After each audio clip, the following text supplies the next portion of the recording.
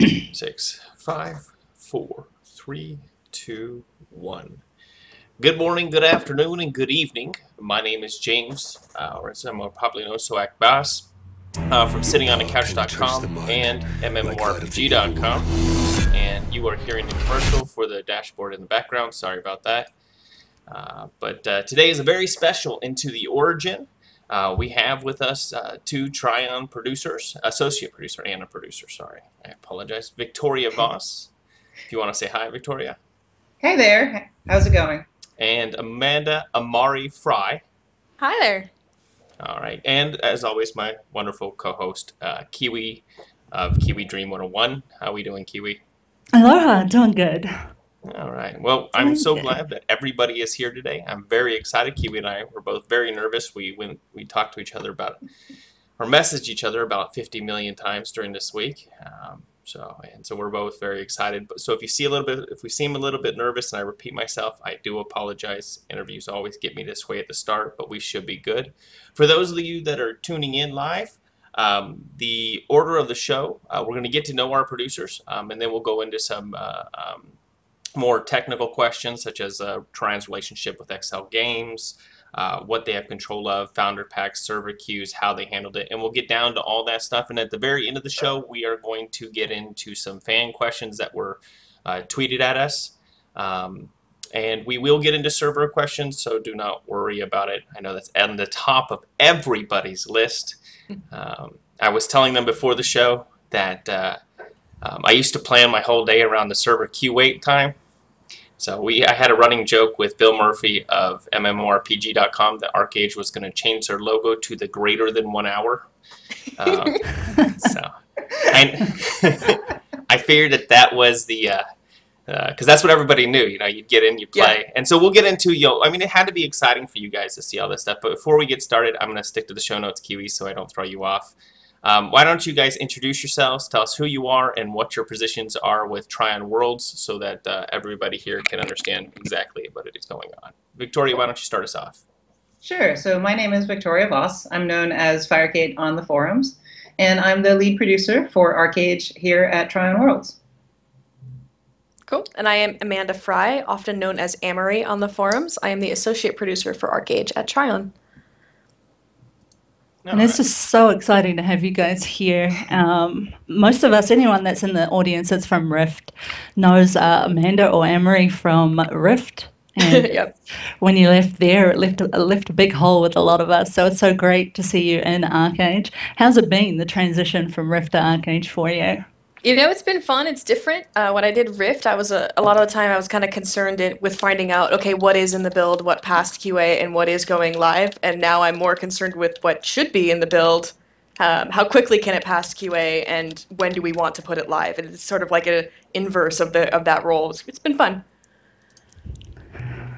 All right, Victoria, can you tell us about your history with Trion Worlds and gaming in general, and how excited was it that you got the privilege to announce the open beta head start live at PAX? Oh, that was just absolutely amazing. I've been gaming since EverQuest. I actually joined right around the Luckland expansion for folks who are dating themselves with that.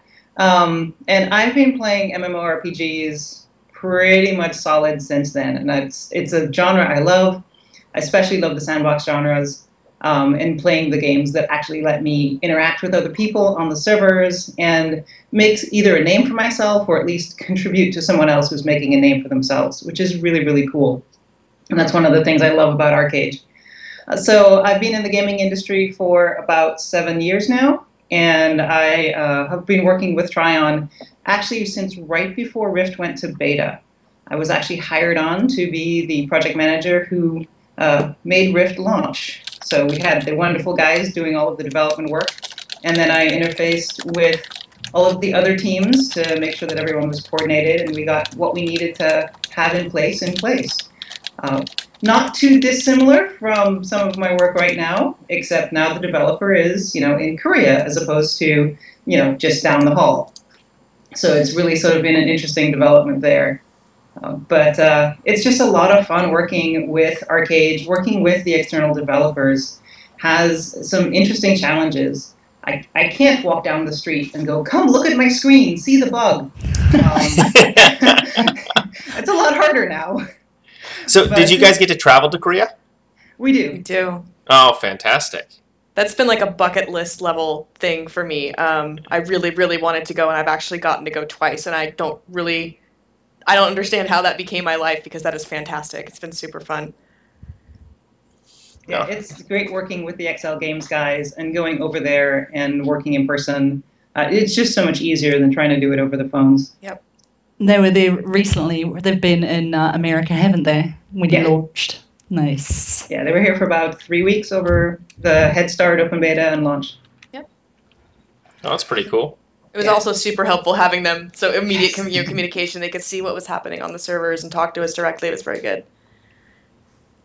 So as you guys know, I've been a huge fan of Trion games for a while. And when ArcheAge was mentioned, I think everybody I know just went through the roof in excitement. And watching you guys from Alpha, like start your characters when the live stream started, all of that sort of thing, it was so exciting. But on live, are you guys playing on live? Oh, And yeah. if so, what classes did you pick? I'm really curious. Go for it. Go ahead, Amanda. Okay. I was gonna say, so during Alpha, I tended to play some of the flavor of the month, like Dark Runner, all that. A friend recommended Nightblade to me, and I've actually been having a lot of fun with it. I am kind of an avoider of PvP, so that one gives me a lot of room to get the heck away when someone does decide they want to come after me.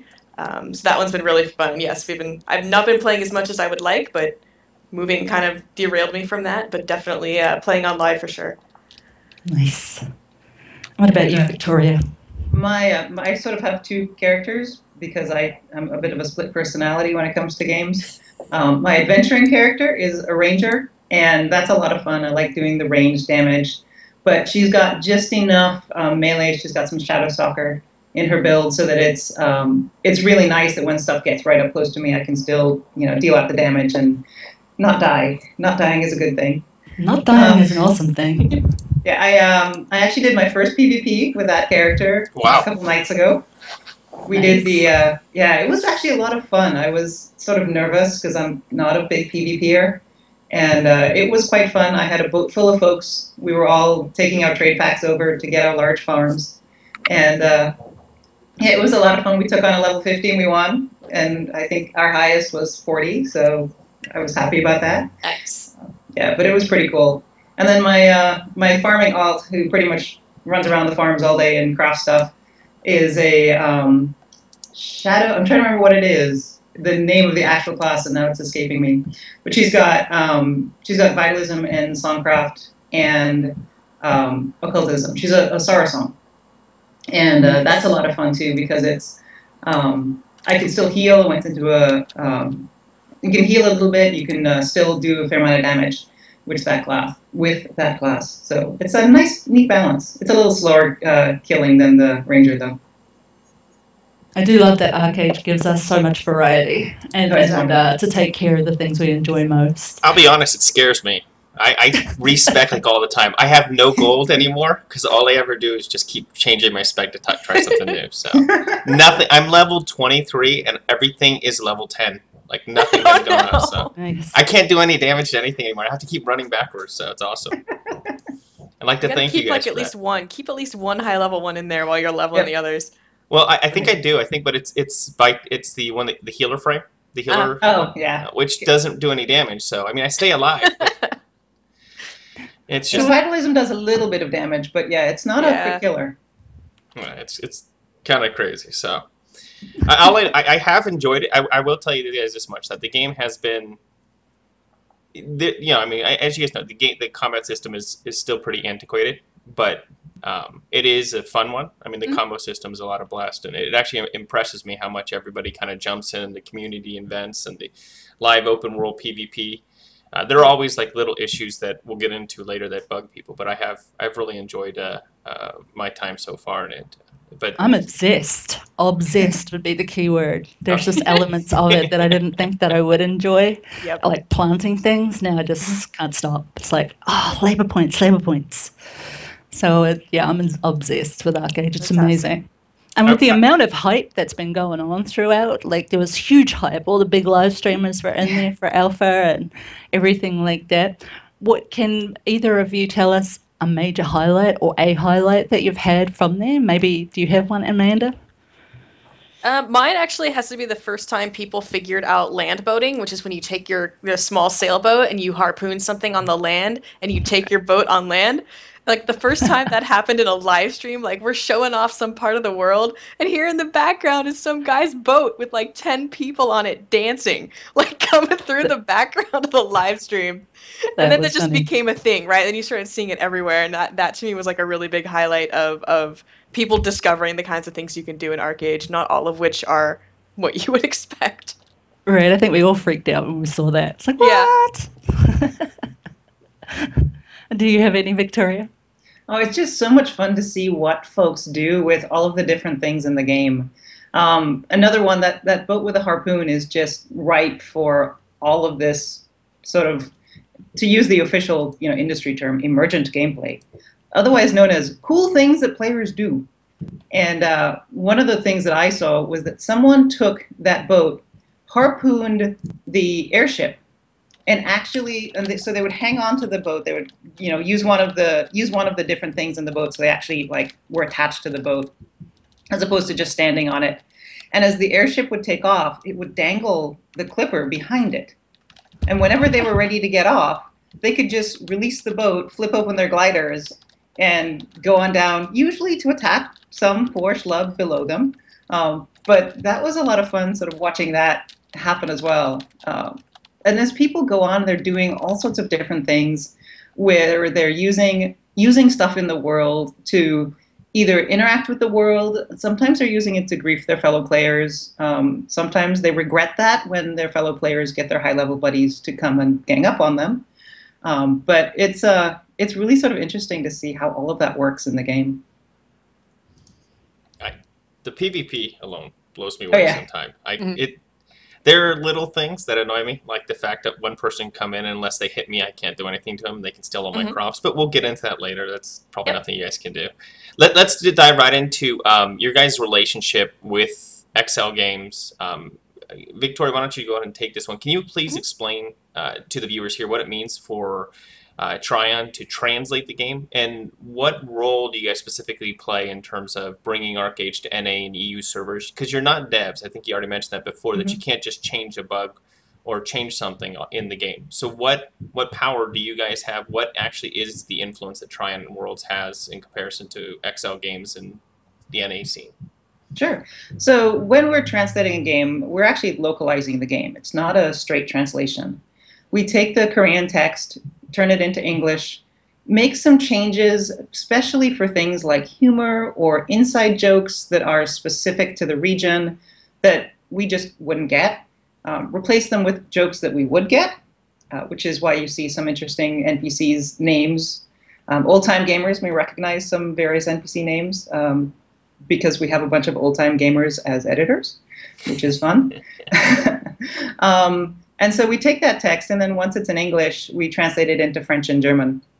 The language structure is really different between Korean and the Romance languages.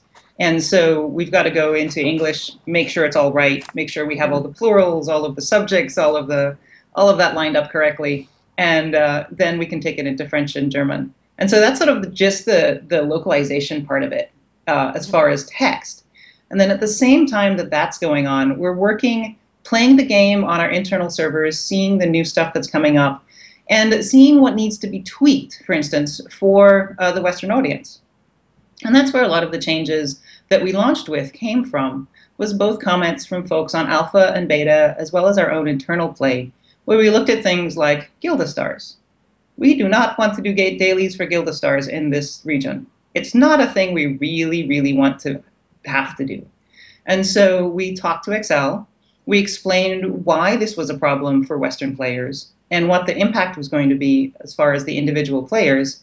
And then working with them, talked about, okay, so here's what we're trying to avoid. Here's what we need to accomplish. How do we make that happen in the game itself? And so we bring our expertise with the Western audience, both as gamers and as people who've been in the industry for a while. So And let me jump in here and yeah. ask a follow-up question.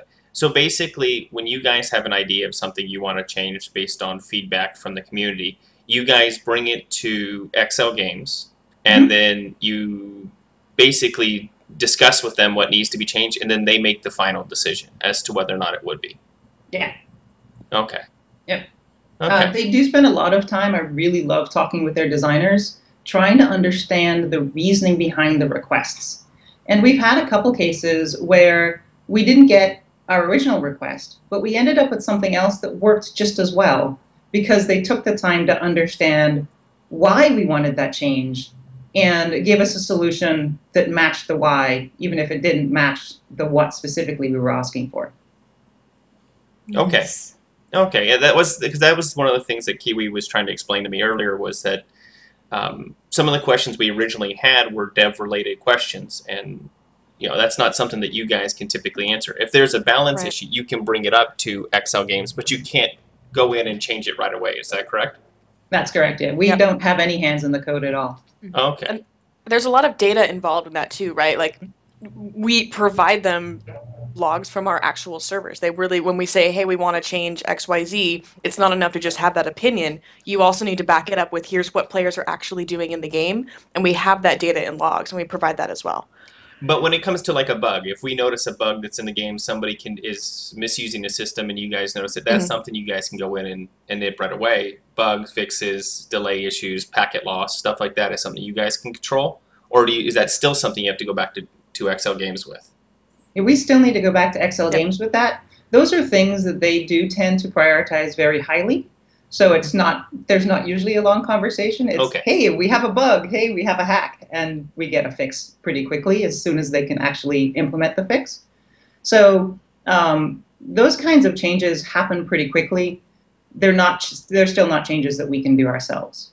The things that we do control specifically, we have some tools that are running, looking at the logs, looking at the game data. And this is the tools. Folks in game have probably seen emails or heard of emails from GM SmackDown.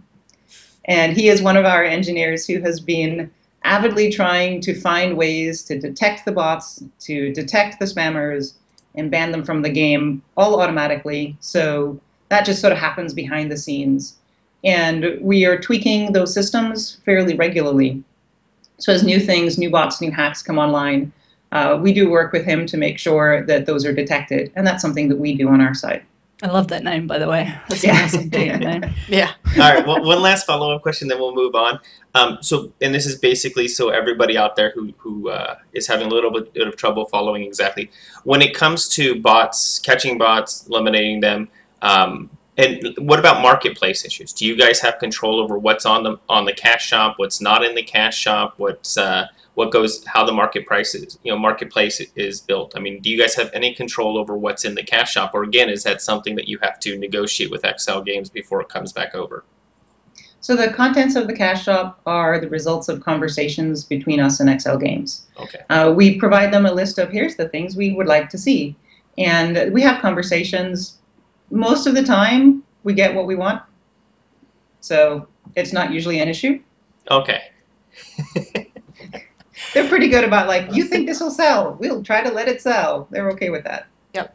Okay, so but essentially for everybody out there that's listening, every gameplay conversation change, every balanced discussion that goes on that we may notice here on the NA side has to become a discussion between them and XL Games. So it's not like in Rift where when someone gets mad at you guys at Trion Worlds for some imbalance in PvP or PvE, you guys can go in and just make the change however you guys want to fix it.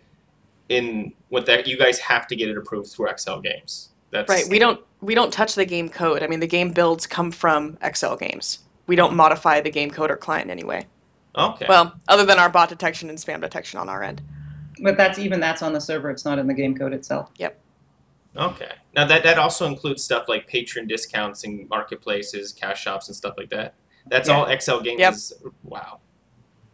Well, that's got to be fun. You guys must love the. Go ahead, Kiwi. Yes, go ahead. Sorry. No, I was going to ask because it's fascinating because Yeah. taking into consideration the difference between developers and producers is a huge thing, especially when you're like in the game live and you're watching chats and people are complaining and they're like, Trion, fix this or Yeah. whatever. So you try and wrap your head around it. And I wanted to ask, like, Mhm. what would a typical day be like? Like, did you two have to learn Korean? Or do you have a translator? Do you like spend a lot of time chatting with them? Or for as producers, what is your typical day like? So I think part of the fun is that there really is no typical day, especially in these roles, right? It's kind of, you come in and Korea is on a very different time zone, right? So in the morning, you get all the emails that they sent over our nighttime and start figuring out what we need to tackle during the day. We do have several employees who are native Korean speakers who speak Korean and English. They help immensely. They are just like, could not survive without them level helpful, especially for conversations that involve kind of very nuanced, like social behavior or like cultural differences. Immensely Nice. helpful to have them with us.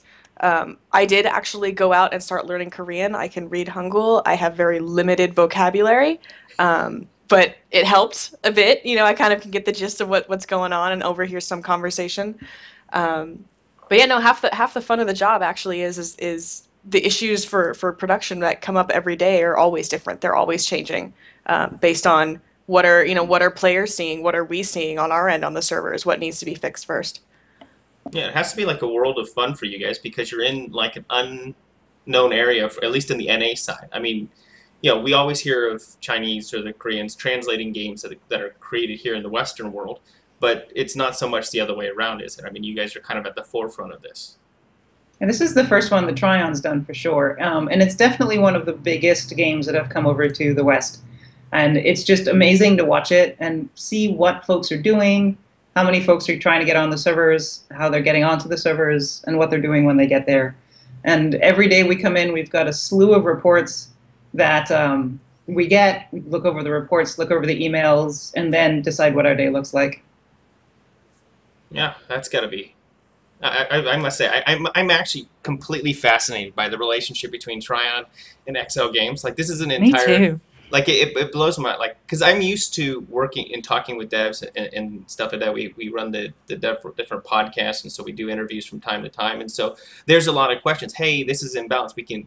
But that's not really something you guys can answer. You can't answer why does this shoot slower, because it's got to. You can give a technical answer and you can bring it up, but again, the relationship between you guys, it always has to go back and forth. And with them being on an entirely different side of the world, I mean, do they have guys who work at the same time you guys are there to be able to answer questions quickly for you, or is it a 24-hour basically response before you get something back? Well, it depends on how urgent it is. We will often have folks that are staying late, and they'll have folks that come in early. So we'll have a couple of hours of overlap at the end of our day. So anything that's sort of critical, that's like, all right, we need an answer right now, we can ping them. They've got a few folks who speak very good English as well. So even if I need to ping somebody, because my Hangul is significantly limited, my Korean is low. But we can just go ahead and talk directly to the folks there that are interfacing with us, and then they can talk to whoever they need to within XL Games. So there is a little bit of overlap, but if they need to go and have big internal discussions, then it's not something that we'll see, until the next day. Okay. I've worked a lot with Koreans and been to Busan. The cultural differences are huge, especially work etiquettes. So it's been fascinating after also playing Korean games, wondering how it was all going to meld and come live and be welcomed in Western. So thanks for all the hard work and for also filling us in on some background so people could get to know you as well. Appreciate it. Yeah, I'd have some more like interesting questions down that line, but I think that would take us far away from the game. Yeah, such as how you guys deal with culture, but that's a different one. So let's get into founders, the founder packs, the you guys' least favorite subject of topic, what happened at Head Start and all that stuff. But let's get into some what was the initial reaction behind the scenes to the overwhelming amount of players that decided to purchase patron and founders packs like right when the game went into open beta? I know Scott Hartzman, he released a statement that was basically business speak saying we didn't expect this to happen. He said it very politically correct, and so people Yeah. got really upset at him for it. But I understood what he was saying. He was just saying, look, we didn't expect this, and Right. we're sorry. But what was the reaction behind the scenes? Did it really surprise you guys? Sorry, go ahead, Amanda. I was just gonna say excited panic. Yeah. We're gonna That's need about a bigger boat. Like, this is fantastic. Oh God, order more servers. Yeah. I skipped open beta because I was like, oh, this is gonna be crazy. I'm not even gonna try to get in, because the first day I tried to queue into open beta, I had a server queue, and I was like, I don't think I'll pass. And then when launch happened, like all I heard were like insane reports of the queue times being, I guess, on the now it must have been much worse on the EU than it was on the NA. Am I correct on that one? So the highest level queues that we ever got to were about the same in both regions. One of the challenges we ran into is those extra servers that we had. So when we launched Head Start, we had some extra servers already waiting in the wings. We opened all of those up and realized that we needed more even than that. So placed the order. We had already prepped our vendors that they had some just sort of sitting there waiting for us. Placed the order, got the hardware in, got it turned around, and then we had to ship them to Europe. And so it was a little more challenging, right? I mean, I know folks are saying, well, why not just get a European provider? And we certainly could have, but then it would have been weeks of contract negotiation and making sure they understood what hardware we needed to get. And so we thought it was much better to just go ahead and ship the hardware that we could get quickly. It took an extra few days because it has to go through customs, and we had to line up folks in our European data center to actually install them. So the European folks had a little bit longer without those extra servers, but they've got them now, and we've been watching the queues this weekend, and we're seeing a nice improvement. Yep. So nothing's perfect yet, everybody. Just so they are aware of it. It's not perfect yet. We do know that. I mean, NA peak time, queues are pretty nasty, but off peak, I'm getting in within 30 to 45 minutes as a free-to-play player. So it is working but it must have been, especially the Head Start was pretty crazy. And we'll jump in. We'll probably skip most of those questions. We understand how bad it was for you guys. So I don't know how many hard numbers you can give me, but can you give what's the current number of like patrons in comparison to free-to-play? Do you guys know those numbers? And which side of is the EU or NA bigger right now? Which one is causing more like concern in terms of the population queues? So in general, you were going to see a lot more free-to-play players than patron players, and that's just sort of a fact of, hey, it's free versus I have to pay, right? So we are seeing that. The ratio of patron to paid is close to what we expected, but it's still changing. So as folks get through their founder's time, as they get through, we've got a lot of people buying patron passes with credits. We've got a lot of folks buying actual patron subscriptions. And so those numbers keep going up. So the ratio is changing probably hourly at this point. Yeah. Is there a number you guys can give us or no? No. Okay. Lots. Let's go with lots. It is nice to see that the Apex form of acquiring patron has become very, very popular, right? Because that's kind of a big deal for the people who don't want to commit to a subscription fee every month, is that they are finding those Apex items in the game. They are buying them from other players, and they are able to participate in patron that way. So it's cool to see that expanding, and it is expanding day by day. Okay, I still want to know, is the EU right now, because at least in every game I've played so far in the MMORPG, the EU tends to have a larger population. Is that correct currently, or is it pretty much even right now?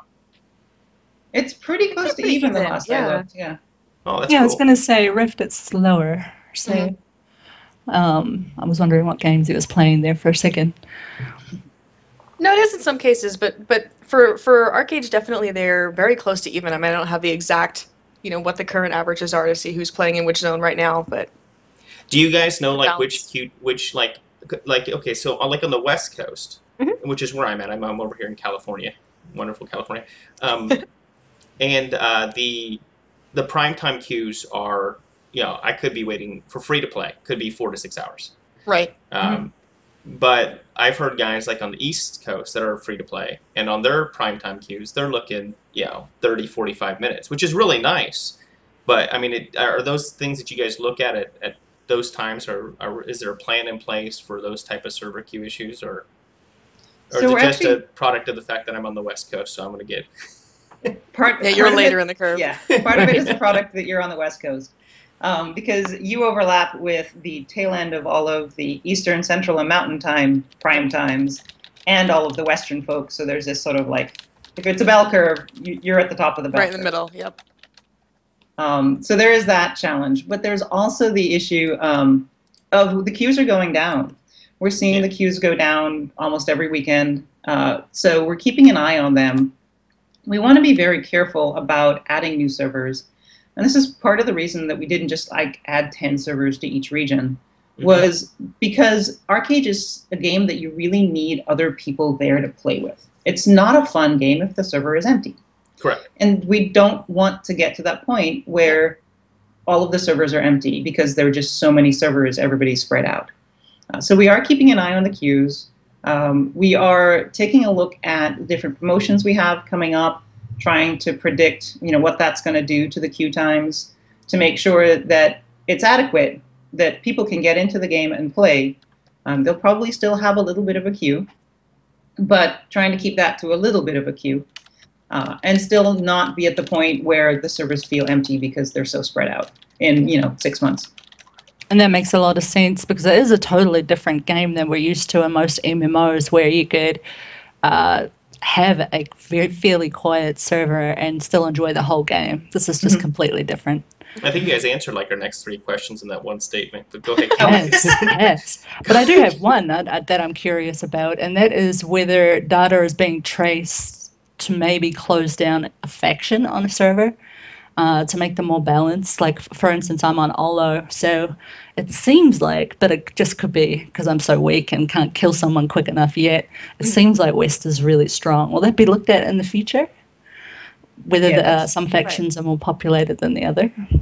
Yeah, that's something that we are going to keep an eye on. We're sort of leaving it be for a little while folks level out and figure out where they want to be and moving different servers. I actually used to play on Olo and moved because I wanted land and I didn't want to spend the time to look for it.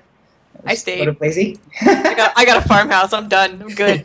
Right. I got my farmhouse Taiyang, yesterday. completely opposite of Kiwi's experience. Taiyang, it's every high level person is on the east, and the west is full of all the lobies. So it's definitely a different.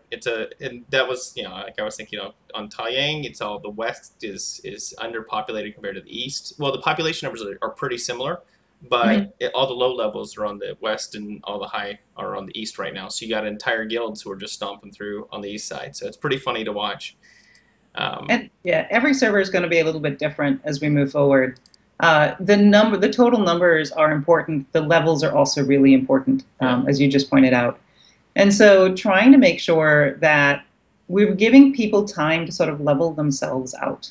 Yep. And then once that has happened, then we'll start really taking a look at the server balance, maybe turning certain factions off on certain servers, just to make sure that that balance doesn't get too out of whack. Yep. So here's a quick question for you guys, because you've answered most of how the servers are working and how you guys are bringing them in slowly. How does the patron advantage in queue work? And it's because it seems patrons can sometimes be in his queues as long as free-to-play players. How does it actually work? I mean, do you guys have that technical knowledge to give us how their queue work? Is it just a separate entire queue, or does it take into account when you log in? So it's all the same queue, as far as you all are lined up behind each other. But what the game does is it lets in a certain number of patron players before it lets in the next free player. So patrons get in faster because more of them get in a given time frame than free players. Right. And so that's how that whole balance works. And to be honest, we're still tweaking that balance. Yep. Okay. Now, taking into effect, we've talked already about how you guys are adding servers and working on the servers and everything like that. You recently put restrictions across the board on everybody, and then you started lifting them all the way across the board, and then you put them back across to different servers and stuff. With the queue times reduced recently, is there a plan in place to alleviate like the bigger servers like Olo and Curios and their extended queue times, or is it just they are what they are? If you want to reduce your queue time, you're going to have to move to a different server. In the short term, moving servers is the best way to reduce your queue time. We are working with XL Games to implement server transfers, but one of the challenges that we've seen with folks leaving those higher patron population servers is, like Amanda, they have a house. They don't want to pick up their house and move to another server. Right. And so they're not going to transfer anyway. You can't force them to leave. Yeah. Yeah, that brings up Kiwi's favorite question, which is, are you guys concerned that on the newer servers, and with all these server transfers coming in, or people requesting server transfers, that there will be more free-to-play players than patrons on servers, and so the game doesn't have the ability to develop its economy? So I play on one of the new North American servers, and I have to say that land is filling up very rapidly, so I'm not concerned about there not being folks with land. But one of the interesting things I've noticed compared to Olo is that there are unprotected farms everywhere. I noticed that too. So yeah, jealous. Wherever you go, there's a turmeric or a pine tree or something sitting somewhere. So it's very hard not to pick them all up. I have a no uprooting policy, so I leave the ungrown ones alone. But yeah, so it's really interesting. Folks still are they're still working on the farms, and they're still working on everything. And the auction house, which is limited to only the new servers, so we have all of the new servers together in one auction house, is very robust. There's definitely an economy there, and there's tons of patrons that have moved over, put houses down, and a lot of folks using Apex. I see a lot of trade for Apex on the market. Yep. I mean, the sharing of the auction house between a couple of different servers does help equalize them a bit. But in a way, too, I mean, each server is kind of its own little world simulation, right? They're all going to have little differences in their individual economies. Maybe on one server, weaponsmith items are incredibly rare, or maybe on the other server, leather armor, you can get it cheap because a bunch of people went leatherworker and they're selling all their stuff. Like there's always going to be little variations in terms of who's playing on which servers and who's doing like a hardcore crafter and who's not. Okay. I'll be honest, I don't craft, build a house, don't care about a farm. I just kind of randomly walk around and quest. I'm the most boring casual gamer. He's a token free-to-play action. So, just roll in and wreck people. So I just kind of ran. Well, I'll be fair. I can't. I just run through and quest and do all this stuff, so I don't worry about farms. And as a free-to-play player, I run out of labor points. Like just opening those bags, which frustrates me to no end. Like, why in the world is it costing me? And my larceny is now like obscenely high, and all I've done is open bags of people I've killed. It drives me crazy. It's so funny listening to him during the week and things are going on. Oh, I'm always like, no! Like, I'll end my play for 4 hours, and I have no labor points, and I still have 30 bags of loot purses stuff to open. And I'm like, you should go buy a potion on the auction house. Well, that would require me to actually do something besides play. So.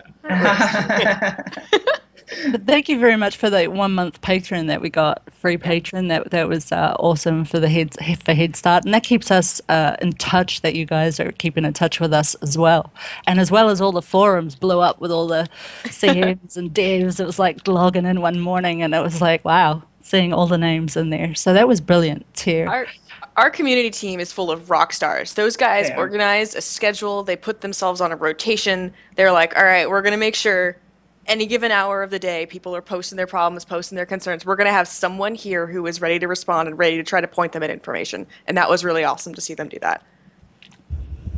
So with the Head Start happening the way it did, it seems like, and maybe I'm wrong, so hopefully you can clarify, that EU players were bitten quite hard with their patrons and everything coming to them quite late. Is there any further compensation coming for them, or anything, any advice you can give the EU players that their experiences has been as well as the rest of us on NA? So we haven't decided anything final. We've already reset everyone's patron as of whatever the Saturday after launch was. I don't remember dates at this point. They're all sort of running together. So everyone's patron got reset just right after launch. So anybody who had patron for Head Start, they got those days back. We did the additional 30 days. So folks should be set, we're hoping. There's still a couple of outliers of folks who are having some challenges with getting Patron. There is a way that our system used to work. It doesn't work that way anymore. That if folks got declined on their credit card because they were over the limit or whatever, it would put them into this weird state. So I've been that's in gone that away weird now. state. Been in that weird state a lot. Yeah. Unfortunately, some of us are way too familiar with that state. Right. But yeah, that's we changed the code so that doesn't happen anymore. So we've gone ahead and made changes for folks moving forward, and our CS team is being great and going back and clearing up folks as they can who have already been affected and are still in that state. So we're continuing to work with our platform team to shore that up and make that as good as possible. And I am super, super curious. Whose idea was the 5-minute AFK timer? Oh my goodness! Oh, yes, please. I was You like, would That was a not bug. believe. That was a bug. wow. That was not a bug. intentional. The greatest story I had about the whole 5-minute AFK timer thing was a friend of mine who plays the game a lot.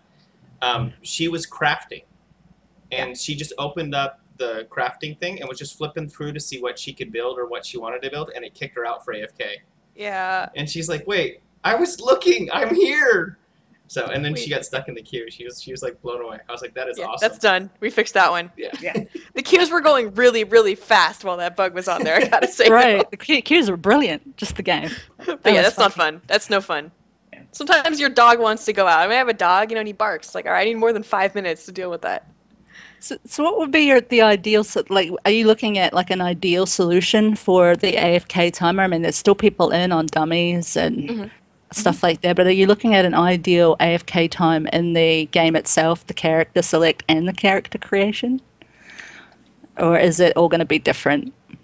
So we are, yeah. Sorry, go ahead. No, we are keeping an eye on that, obviously, especially as long as we have queues going still, too. The character creation and character select is currently a 25-minute AFK kick. That is independent of the in-game AFK kick, which we are definitely keeping an eye on what is an appropriate amount of time before that away flag actually kicks you out of the game, which right now it should be set at 20 minutes, but that's never, no promises that it's going to stay that way forever. Nice. So, I must have missed the part. Can EU buy Patron? I mean, are they able to buy patrons now? Yeah. Yeah. Okay. And so everything is good on the patron side, both for EU and NA. There's just a little bit of a delay. So for Patron, there's a couple of minutes worth of delay before the game really recognizes it. So there's a little bit of a delay there. If folks are seeing more than that, please let us know, because there might be another issue that we're not aware of. We think we fixed everything. Tell us if we haven't. Okay. Just for everybody in the chat, just so you know, I've said this several times, we are adding questions to the end of our show, so don't worry about it. You don't need to keep repeating the question on chat. We've got it. We've seen it. Some of the questions, for those of you who are not aware and missed the first part of the show, the relationship between XL Games and Trion World is like this. When there is a gameplay issue or question that they cannot, that is a problem, such as development of new classes or anything like that, that all has to be approved through XL Games. It goes to them. Trion does not directly have an influence. They have an influence, but they aren't directly able to fix those things. They get the packet, they contact XL Games, the packet is sent down, and then it's imported on the NA side once translation is done. Is that correct, Victoria? Yeah, that sounds about right. Yeah, so that's the way it works. Sir. I think we've said that with everybody, so I just want to make sure we clear it up. I think we're going to have to repeat that like several times because we get the same development questions repeatedly. So, and there's been the same as well about customer support, and yes. That's what I'd like to ask next. As we've mentioned already, there's been forum updates. It's very active. The community managers are in there and answering as many questions as possible. CEO Scott Hartzman has posted a couple of times and kept us up to date with things, which is great. But customer support itself, you guys have hired a lot of new customer support, which has been brilliant. Is there anything else in place to be able to, or are you looking at anything else to put in place so it shortens Hire more people? Because, Yeah. We have I believe it's 24 people starting tomorrow. Yeah. Wow. Down in Austin, yeah, they are constantly being hiring depending on our load, and also it takes a couple days for these people to get up to speed as well, right? Like just because we have new people starting on Monday, they're not going to magically, the queue is not going to go down magically from the tickets. They have to take a few days to train them up and get up to full speed. And especially if you have a more complex issue, you're still going to a senior agent, right? So we are constantly trying to get people trained up rapidly to be able to take on like the harder questions and the harder customer support issues. Nice. We are also continuing to hire, so if you're in Austin and you want to get into customer That's right. service, please check out our website. Nice. Please. That's trionworlds.com? Trionworlds.com. Okay, so if you're in Austin or planning to move to Austin, they need customer support help, you're free to apply. So, and since they especially people with game experience, it's really important. Yeah. Well, yeah, that'd be. I'm sure everybody that's listening to this probably has some game experience. So. Exactly. But I will admit, and that this is, I've tried contacting Trion Worlds before, and if you call on the phone, the hold is a long time, and email is like, I think they say 72 hours right now is what it says on the email that you get a reply back. I mean, is there? I know that's a big concern for you guys that people are on hold for an extended period of times and stuff like that, and that's what you guys are working on right now to help these things out. Yep. So I do want to point out, though, if you call us, you're not actually calling customer service. You're calling our admin. So it's one human being you're calling. That's why you're on hold so long. So please use live chat or put in a ticket. Yeah. You'll get to a human a little bit faster. Okay, so what is the fastest way right now for someone who has a support ticket issue or a question about something that happened in the game, such as the people who are missing patron status and stuff like that? What's the fastest way for them to contact you? So for folks who are missing patron, live chat really is the best option. There is still a little bit of a queue, so you'll end up having to wait in queue. But put as much information as you can in that live chat about what you did, what kind of payment method you used, what account you have your Trion Worlds account with, just so that the customer service folks have all of the information there so that they can try to fix you. We recently implemented some tools that they can sort of fix you on the back end without at least get you moving forward, especially if there's just a delay and our platform says you've got it and there's something happened between the platform and the game, and they can get you fixed up. So, but they do need live chat, and someone pointed out in chat that live chat is not available without patron. I understand that. Put in a ticket. Just putting in a ticket is the best way to do it. And I can, you know what? I'm going to make a note to myself to talk to CS to see if we can make sure that there's a queue for that. Okay, so That's a good idea. That's a really good question. Okay, so live chat is really only available for patron players or people who bought something recently from Trion Worlds. Right. Currently, but that's something you guys are looking into fixing. Because there's a lot of free-to-play players, both on Rift and Right. And so the ArcheAge. so the challenge is that if we don't recognize you as patron, we can't put you in the live chat. So it's this weird sort of balance. So hopefully there's not too many people who are still without patron. You should have all gotten it cleared up. But again, I'm sure there's some outliers. There's some folks who are in this situation where they tried to make a payment, there was some issue, and they're sort of stuck for a couple of days where they can't actually get patron yet. But all these things are being taken care of is probably the best message to go out there. We are working on it all. Getting there, yeah. I've been sitting in a queue for a while, but I expect it. Especially for any game, like when the queues came, I expected queues when there was other things going on, but the lag ability in the game was amazing. There was none. So there were some bright sides too. And I've been in queue all morning waiting for live chat. But the fact that you're doing live chat on Sunday is amazing as well. So look on the bright side, but just be aware that if you're going to be in these things. So let me make sure that I get this clear for everybody, and I hate to interrupt you there, Kiwi, but I wanted to make sure this is clear so we don't, before we jump to the next topic. For patron players, the fastest way for them to get their questions answered and support is through live chat. For free-to-play players, what's the best way to go? So the best way is to put in a ticket and make sure that in your reason you put the word patron access missing, so that it's something that we can search on and really quickly recognize. What about just basic support-related issues that aren't patron access related? If it's not patron access, putting in a ticket really is the best way for free-to-play players. Can you put in a ticket in-game, or is it only on the website? So it's only on the website, but there's a web browser in the game. Ah, okay. Yep. So there's a little question mark button. If you click it, it takes a couple of seconds for the page to load, but then it loads the support page. So you can have whatever it is you're looking at and copy from, a tooltip or whatever into the ticket. How long should a person wait before they try to recontact support if they haven't gotten a reply yet? To be honest, I'm not sure what the queue time is right now. Whatever the queue time is. Right, and that changes based on your question, right? Like I said earlier, if you have a question that requires a senior agent, you're going to get a notification and you're going to get put into a queue that has senior agents, and those questions take longer to solve. So those may be longer or shorter depending on the type of problem you're experiencing. Okay. Okay, well, let's go ahead and jump onto the next one. We'll talk about some... Oh, Kiwi, do you want to handle a question about server transfers from Scapes? Oh, yeah. I just was curious about server transfers. We mentioned them already, that you're looking at them. Is there any way to know right now if they'll be free? It's been something that's been asked a lot on Olo server. These transfers in the Scape? Yeah. Okay. Huh? We're trying to just get the tech in place first, Oh, okay. and then we'll figure out if it makes sense to With the either. form. Do we have I don't what- want to hold you guys to an exact timetable, but is there an approximate ETA that you guys can give as to when server transfers might be in place? After tomorrow. Oh, But it won't go live not tomorrow. After tomorrow, Okay. but sometimes. Well beyond that. oh Yeah, so okay. we, So So sometime well after... beyond that. That's today. Yeah. Okay. Let me clarify that. We Right. we've been Everyone's like, focusing- yeah. No, sorry, not that soon, guys. We've been focusing on making sure that as many of the patron issues get solved as possible, that the folks are getting their items in game, and that folks can get on the servers. And that's really been our focus the last few weeks.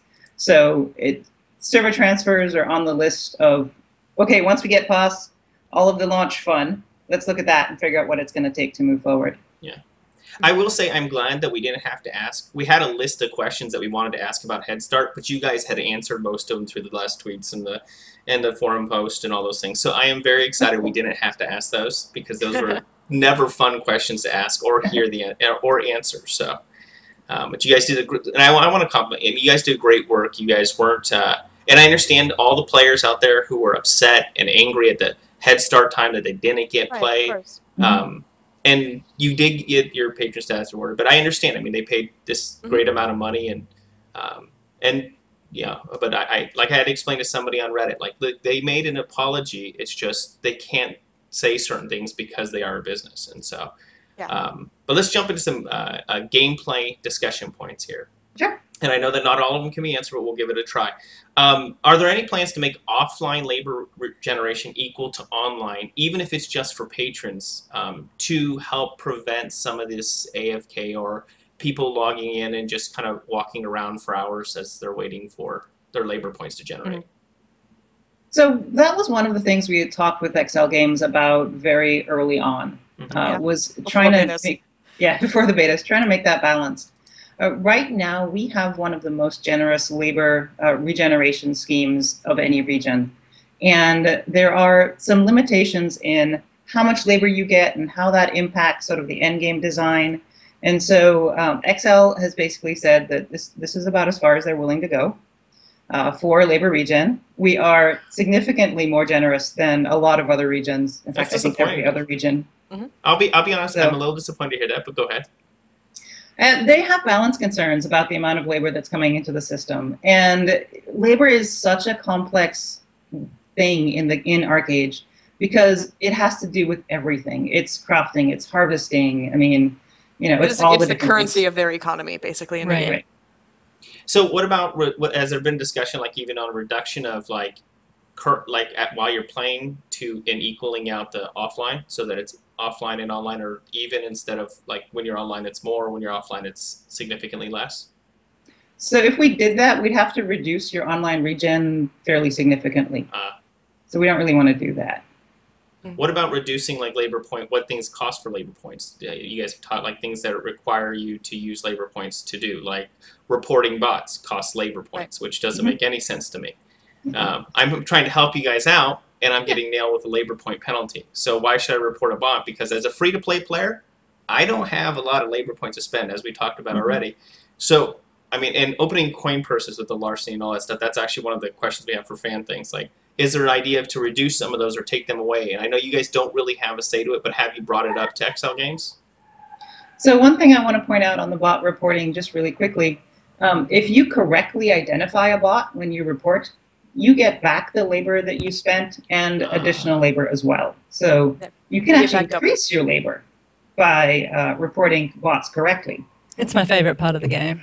Yep. I'm gonna lie. Going around reporting bots. So you gain it back. How long does it take for you guys to identify whether this was actually a bot or just someone using an AFK macro or something like that?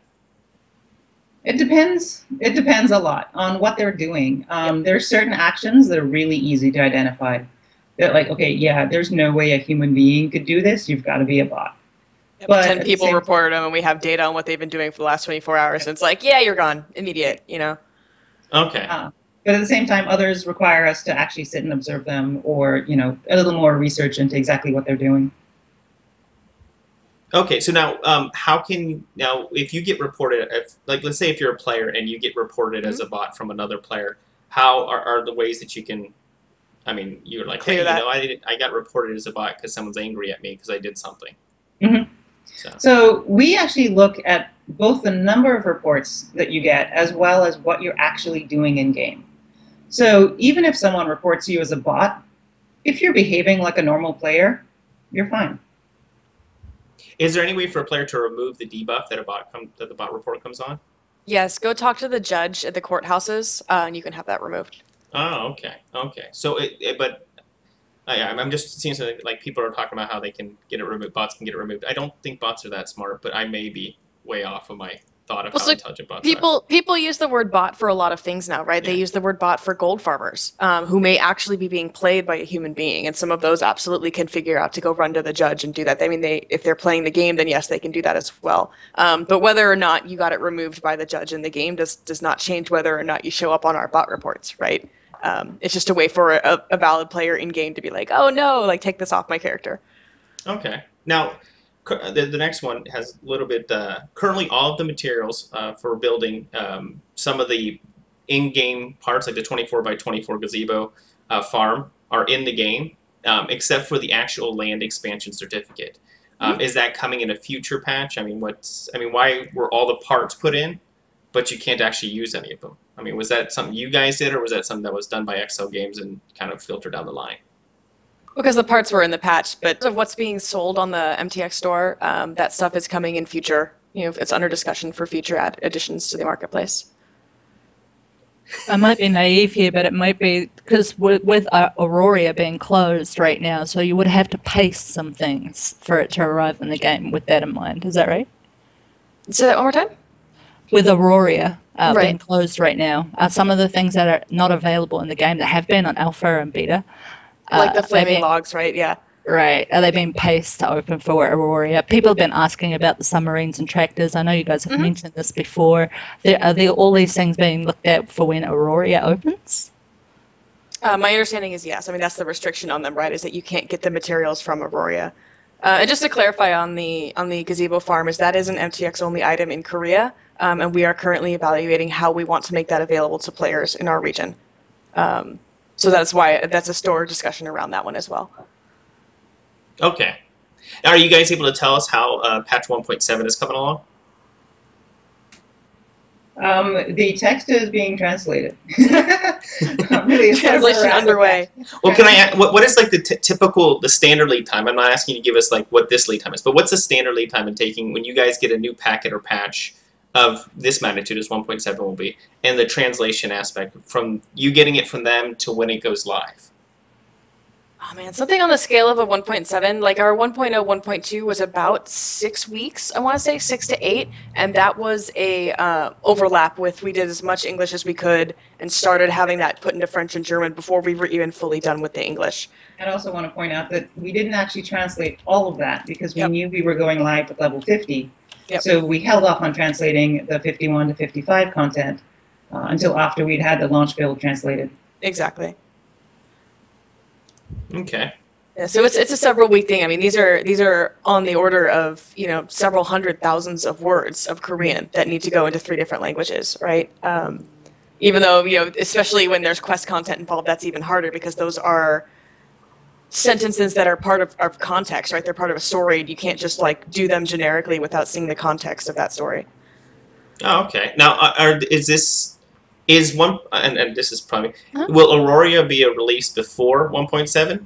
Oh yeah. Yes. Okay. Are we looking sometime in the near future? Yes. Okay. Like, how do you define near future? Well, near future to me is Weeks, like not months. Tomorrow, like within the Victoria next, said not earlier. after tomorrow, obviously, Yeah. but like within the next month, are we looking at Aurora coming out? So Is it Aria or Aurora? Aurora. Aurora. We're still finalizing on exactly when that's going to come out. We are looking somewhere in the order of weeks, not months. So it won't be too long. We will make sure to announce that to all of the servers, to all of the regions, so that folks know when Aurora is going to be open. So guilds who want to go ahead and make that sort of race for the castle have the ability to prep a little bit ahead of time and go ahead and do that. And we will open by region-specific times. So for the Western audiences, we'll open at a time where most Western players can actually get on the servers.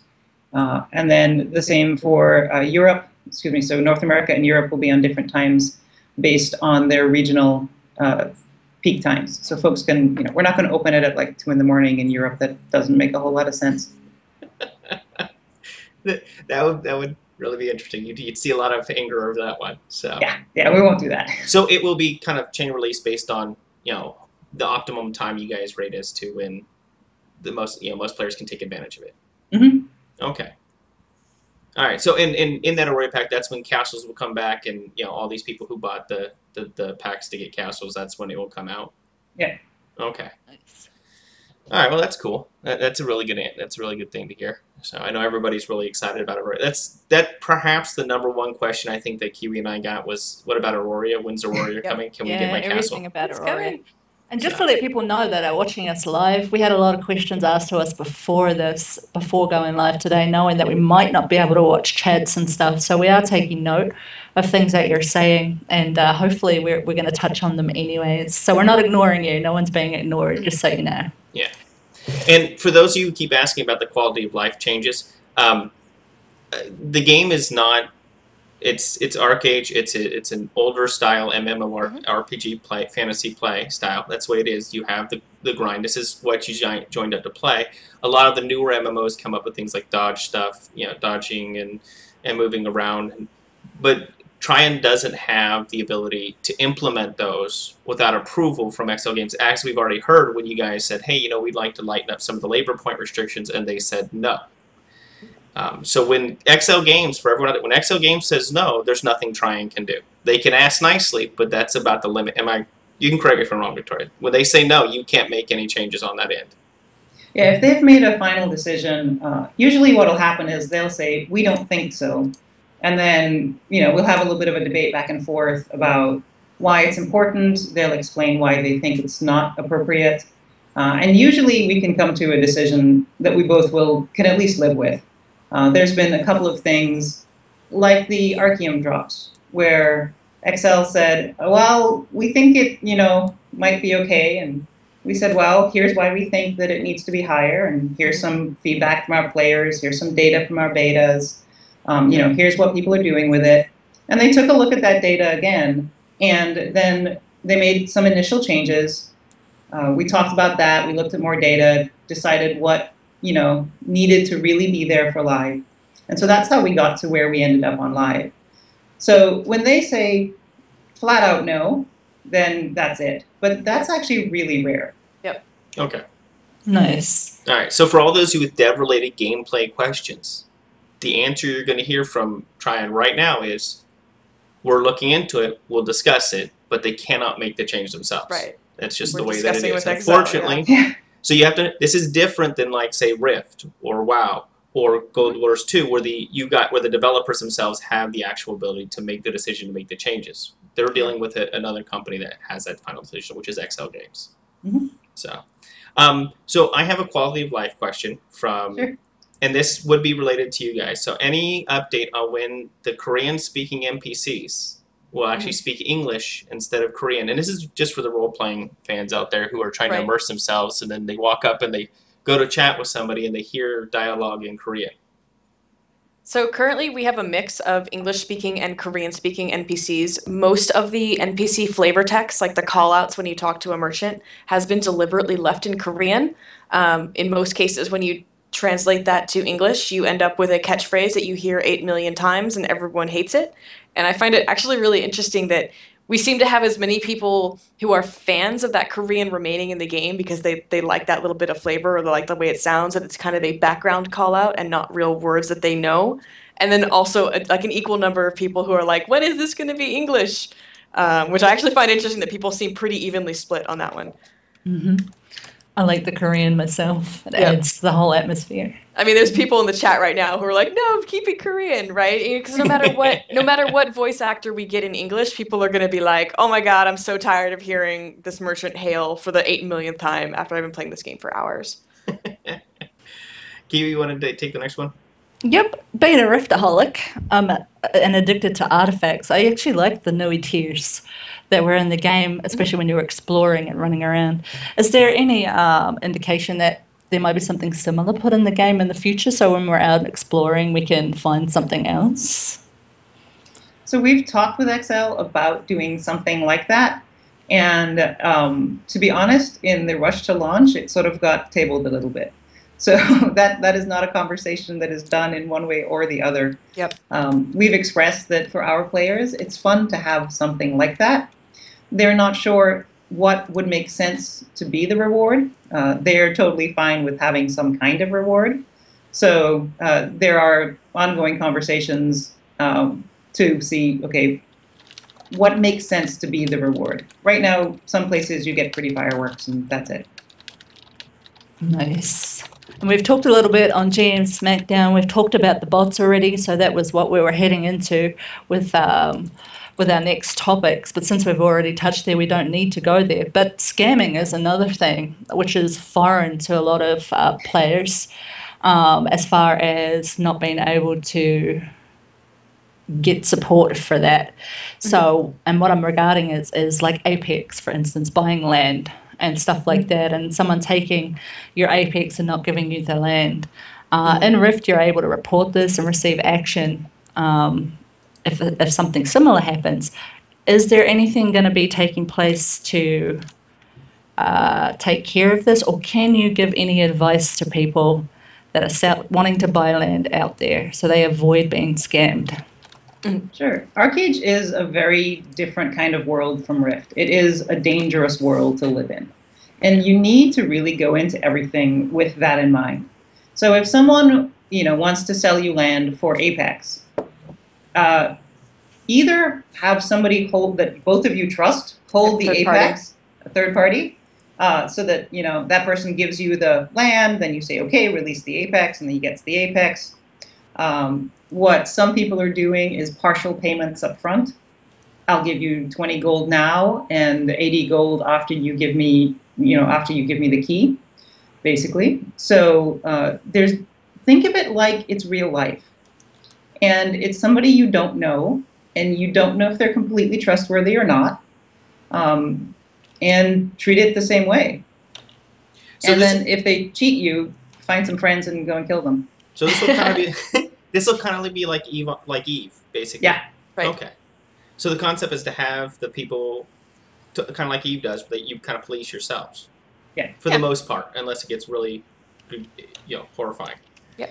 Yeah. I mean, I remember. Go ahead, Amanda. I was gonna say I remember back in kind of the Ultima Online days, is they had very well-known third-party house escrow to facilitate transactions, right? Where the person who wants to sell the house would transfer the house to this third party. The person who wants to buy would give the third party the currency, whatever form of payment it was, and then that escrow officer would essentially make the trade between both of them to enforce that the trade actually happened. And there were several people who, I mean, that's what they did in the game, and they were well known as it. They all had a guild together. They got a tip for it. It was a big part of that gameplay.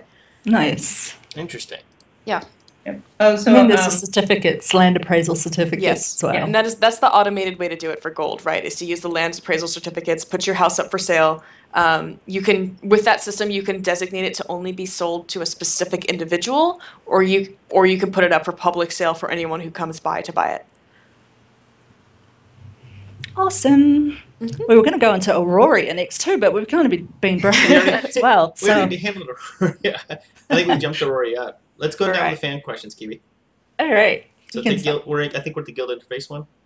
Okay, guild interface. That's frustrating. So I was just wondering if there was any changes going to be made to the guild interface where it can be more manageable for guilds.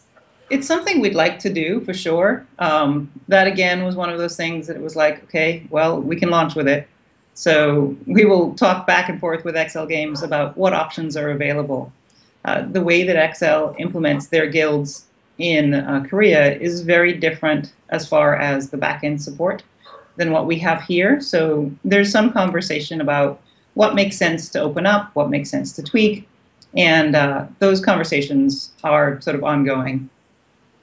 And that's something to take into consideration as well. You either launched the game now or waited for another year to implement a lot of things, right?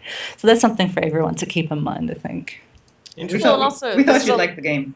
Yeah, right. But this is also, I mean, it's a live game, right? So it's kind of like landing on an aircraft carrier, right? Like we're catching up to a moving target. No matter what we launched with, we were always going to be some amount of time behind the most current version in Korea. So it was sort of which target do you want to hit and go live with, and where do you want to go from there?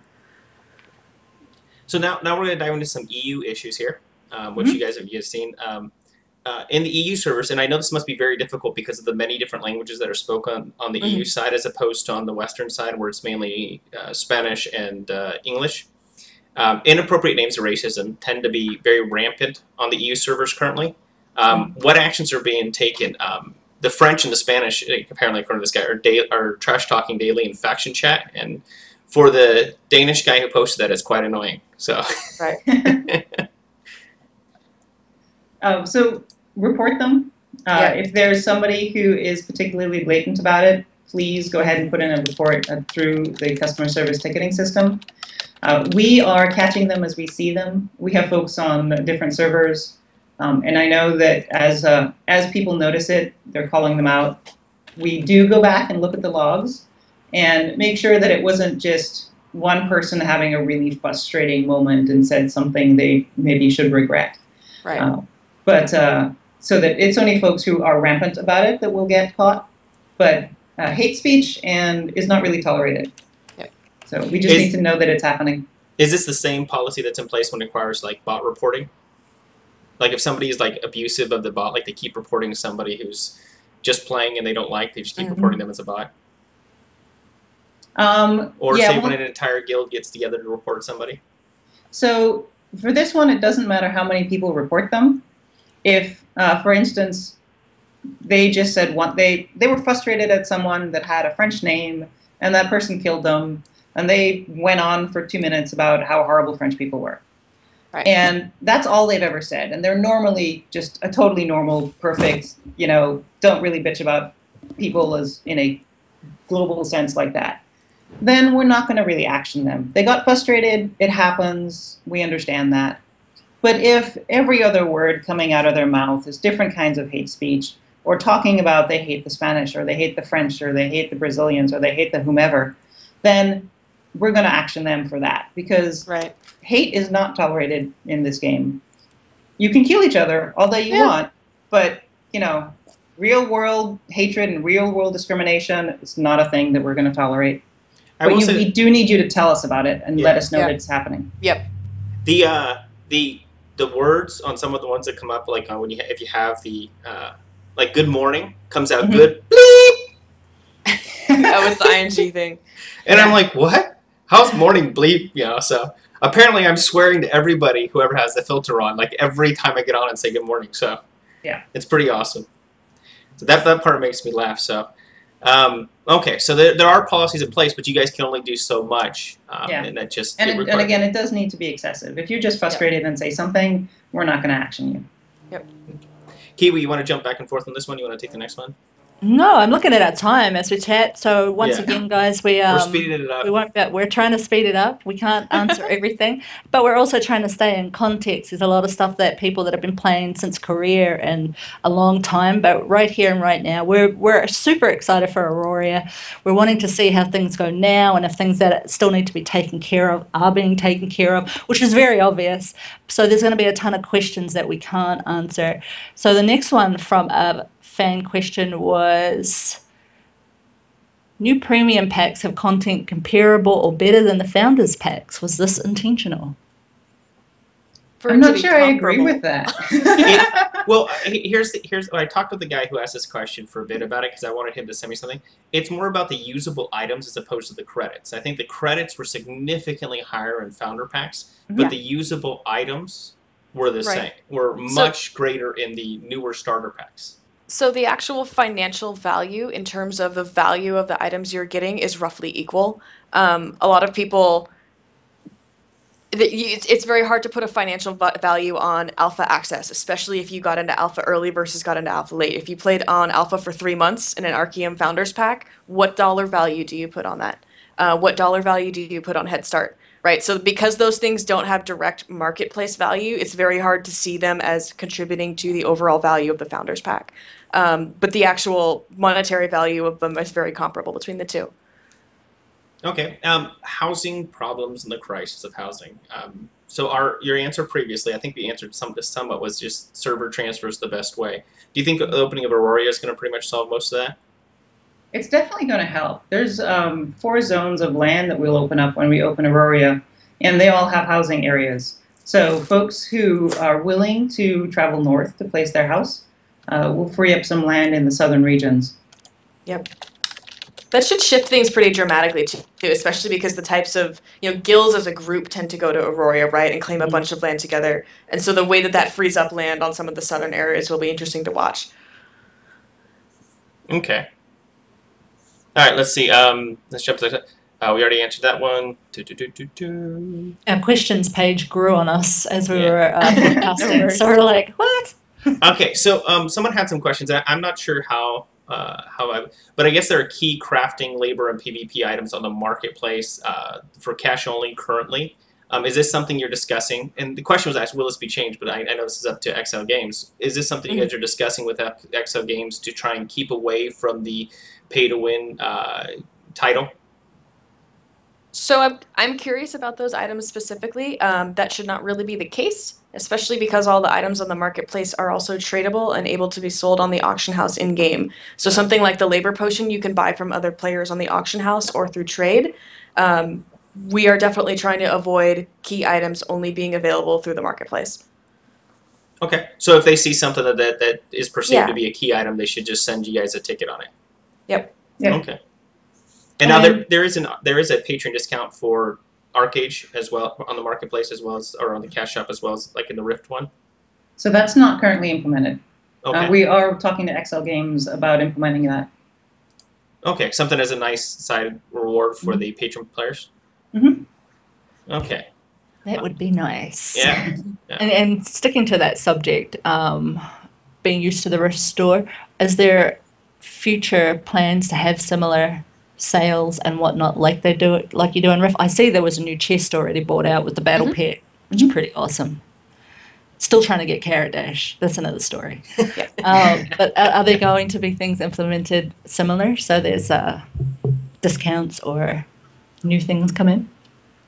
So we'll definitely have new things coming into the store fairly regularly. We are working with XL to build out sort of a stash of boxes so that we've got a lot of chests that are available that we can turn on and off as it makes sense. So we get some new stuff with the like the chest with the battle pet. And so that's going to continue coming on to the store. We've got a long list of costumes and other items that are available for us to use that we're planning out, rolling those onto the store with appropriate times. There's some really fun stuff coming for Halloween. Nice. Teasing people. It's really cool. We've all been really excited looking at it. Nice. So. Okay. So I know we're already over the amount of time that we guys booked aside for you guys. Do you want to just finish up the questions here, or what do you guys think? What do you guys want to do? I'm still unpacking boxes. Oh, okay. So she's like, any break we can take is fine. Right. Okay. Well, if we're going to close this out down soon, I did have a couple of questions, but it's up to you guys on time. Yeah. I'm okay for probably another half hour or so. Okay. Awesome. All right. So I should probably cut out by around 4. Okay. So she'll cut out in the next 6 minutes. Yeah. All right. How do you guys plan on balancing free to play and pay to play? Specifically, the labor system, how it's created based on the idea of playing a few hours a day at an internet cafe. I think we've already kind of covered that. That's not really in your guys' control. Right. It's been said by Exo Games they're at a limit as to what they'll allow us on the NA on the Western side, NA and EU, to do with labor points. It is where it is right now. Is that great? Yeah, that's pretty much it. And we are much more generous right now to free players and to patrons than a lot of the other regions. Certainly to free players. So we're happy that we can be more generous to free players than other folks are. Can we talk about PvP flagging? Are you guys discussing that with Exo Games as to how it works? Because personally, I find it annoying. Yep. But it's very annoying. Don't worry. Yep. Okay, so you guys hate it too. Just making sure. Yeah, no, we hate it. Okay. And that is a very integral part of their code, right? That is not an insignificant amount of work for them to change that, and that's been what's been holding that back this whole time. Is they know they want to take a look at it, but they are going to have to kind of basically tear up their combat code and tear up their aggro code to make that happen. Oh wow! So they would have to actually do something back on their end. So that's Oh yeah. so the it's determining how the game recognizes what is an attack and who is currently attacking a target, right? Like it has to track all of that to know who should be available to you for PvP flag. Okay. All right. Yeah. See, that's kind of crazy. Like, so you guys are frustrated with it as well because it's not. Honestly, it's not a standard. At least in the Western side MMO faction, it's kind of like, wow, this is. You expect if someone's healing your target, you should be able to attack the healer, right? If someone in a group attacks you or attacks your friend, everyone from your friend's group should be able to retaliate. Correct. And those are pretty. You expect that, yeah. Unless you trick the guy into accidentally hitting you with one of his AoE abilities. That actually made me laugh. I watched a video of somebody just basically one-on-one. He took on 10 people and killed them out each individually, one at a time. Yeah. It was quite impressive to watch, but at the same time, wow, that is, and everyone's just standing there looking at him. I was like, wow, that's brutal. Because they can't do anything, yeah. Not going to lie, though, as a healer, it's pretty cool standing there healing your team and nothing's happening. It's like, the first time it happened. But now it's like, okay, looking forward to the changes. So currently, well, yeah, if they can get it changed down the road. So that's PvP flagging is down. So, there's a lot of questions. So for those of you who are asking about why Korea is 10 of 10 and we're not, she did not say that we're better than Korea in terms of the labor point rewards. We're better than some of the other sections that the game has expanded out to. Right. So, that's the other. So one of the questions that keeps getting brought up, and I like this one as well. Is there in-game costumes and stuff when you put it on, you lose all the stats from your? Is that something you guys are working with them on? So you don't lose any stats when you put on a costume. Oh, okay. Yeah, the difference is that in Korea, there are additional stats that are on the costumes, and those were removed for our build. And the reason for that is that some of those stats were really pretty OP, and we didn't want to be able to, or we didn't want folks to have to buy the best gear in slot from the marketplace. Wow. That's just something that doesn't work for us. It's not something we want to promote. But we still want to sell those costumes because they're fun. We'll have swimsuits and jeans coming up in future updates. Ball gowns and the suits are pretty cool. I know folks are talking about the maid's outfit. It's on the list. So there's a lot of different stuff that we have that we want to be able to sell. But it's important for us that we're not selling best in slot on the marketplace, and that's the only place you can get it. So that's a lot of why some of those stats were removed. So you can look however you want to look. Yeah. Okay. I mean, so if I have stats on my outfit and I buy a costume and I wear the costume, my stats remain the same. Right. Yeah. It's a wardrobe slot. It's a separate slot from your gear that you have equipped for combat. So it's kind of like the Rift setup. Yes. It's a single. They're talking about a type of costume that's a single slot, separate from your gear slots, and it applies to your total appearance from head to toe. those came, so the stuff with that also came from recommendations from Excel as well, because they were experiencing basically power creep because it acted as an extra equipment slot since it had stats on it. So instead of being a slot for cosmetic appearance, it became a slot for stats. And so as people are talking about the castle costumes and crafted outfits, you know, the Lord's costume in particular became a best in slot item, and there's not really any reason to not wear, or sorry, there wasn't really a reason to wear any other costume because you would be giving up those stats. And that's kind of not really in the spirit of a cosmetic costume, which is how that change happened. And just to add to what Victoria was saying before about not wanting the best stuff to be on the store, that also goes for the mounts and why you normalize them. Is that correct? So it's part power creep and part best in slot. I mean, if there's a best in slot mount in the game, why would you ever use any other mount? And then as a developer of the game, every mount you put out then has to trump the best in slot mount for people to want to use it. And that becomes just this constant escalation. And this applies to all costumes across the board. You guys didn't just differentiate in-game costumes, craftable costumes, everything. You guys just basically went through, and anything that was listed as a costume, you took off the stats from it. So it just becomes a cosmetic item, and your stats are applied based on the items that you work for. Yeah, your actual gear. Okay, so that for those of you out there, all the rest of the costumes that are out there, if it is listed as a costume, the stats are removed for it to remove the power creep that comes on, so that you don't, so you can go off and you can go out and try and earn these costumes that are not craftable, but the in-game ones, the ones that are in-game that you have to earn based on doing certain requirements. But that's just for cosmetic appearance. That's not a stat thing. So that okay, I like it. I'll be honest, I like it because even though I know it takes away from some of the people striving for the min-maxers. But now your min-maxing is on pretty much anybody who wants to do these dungeons and stuff like that. I like it. Okay. So this was also an Excel Games thing. They noticed it and they're like, let's just start doing it here on the Western side. Start from the beginning, Yeah. And this way you guys won't run into the same issue. Because they are fighting with that issue on their own servers as well. Okay. Yeah, I can understand it. Well, power creep is an insanely difficult thing to deal with. So that's always crazy. So, okay. Now, some people are upset with the mount normalizations and stuff like that. I'm guessing that's in the same thing. I personally, I think mount normalizations are great. I know we just answered that. It's so you can earn the fastest mount, but you can still ride the mount that you want to ride. Is that, I mean, like, how they do that with, how you guys did that with Rift and worked it out? Is that the goal, is to have the ability to buy like these or set up this type of thing for mounts? It's the same thing. It's a power creep that you did. That would be very nice. Mounts get even more complex because they have abilities as well as speed, right? So the speed has been kind of normalized into brackets, and we are still taking a look at those different speed brackets, and in terms of how many brackets are needed based on different tiers of difficulty. But then on top of that, obviously different mount types have different abilities, and that's kind of a secondary set of challenges in terms of, do you want the mount that has stealth? Do you want the mount that has a knockback or the rider throw? So we're looking at that as well. Okay. All right. So now the wire. There was a question. I don't know what this is because I don't follow the Korean one as well that well. Why are the Dahuda dungeons currently? I don't know if I said that right. Currently disabled. You did. Yeah. Okay.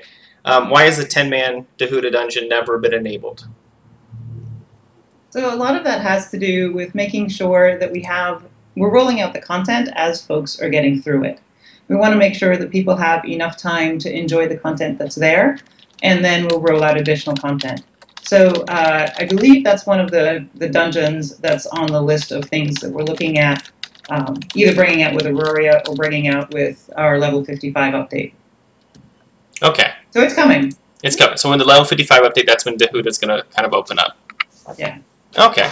So you exciting. Yeah, it's pretty cool. Yeah, I like it. I know it's got to be very tough for you guys to like kind of balance the whole, we want to keep content in. I mean, as opposed to, we also want to keep content coming down the road. Right. So that you guys are, because you have to do that translation across the line. You don't want to do everything right up front because then you have nothing to do while you're working on the next translated pack that comes in. Right. But also from a gameplay point of view, like I have skills at a level 15, at level 48. I need to level them. So it gives you time, or else we'll be rushing to everything. Right. And it would be painful. Yeah, okay. So someone wrote this question. The game at its core is very good, but it's a quality of life one. We already talked about that. What about a 64-bit client?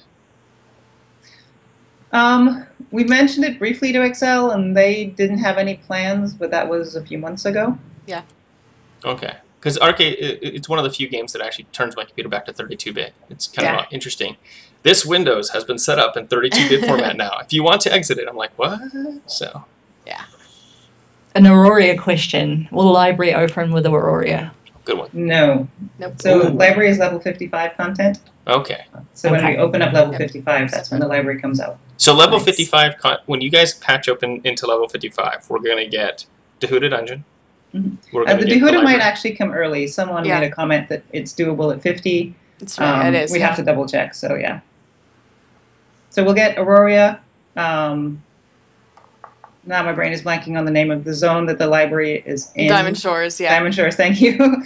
Will come with level 55. As well as there's some additional items that we're looking at, including in that, that are like level 55 gear and craftables that don't make sense if you're not level 55. Yep. Okay. All right.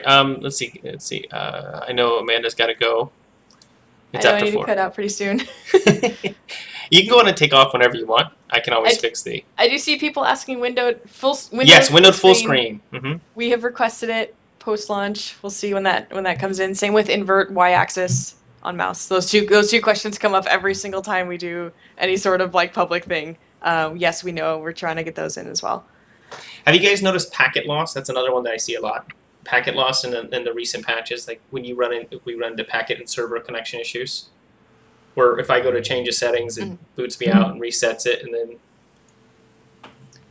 We've seen that with a couple of people. I haven't seen a whole lot of reproducible identification. So part of the challenge with those types of issues is reproducing it so that we can try to figure out what's going on and it can explain it to Excel, and then they can try to reproduce it to figure out what the bug actually is. So if it's sort of happening randomly, it's really hard to fix. Okay. Yeah, 'cause I've seen it occasionally, but it's not like, and then I try and do it again and it doesn't happen. So sometimes I think it's just because of the communication between my internet provider and the server. Right. So sometimes you'll just see packet losses. And yep. For those of you that are seeing massive packet losses every time you log in, that's something you'll need to talk to your internet provider, as well as, you'll have to provide like a sheet of paper with it. There's programs that you can run that you have to send in to Trion so that they can look at it and say, oh, okay, well, here are the problems. So.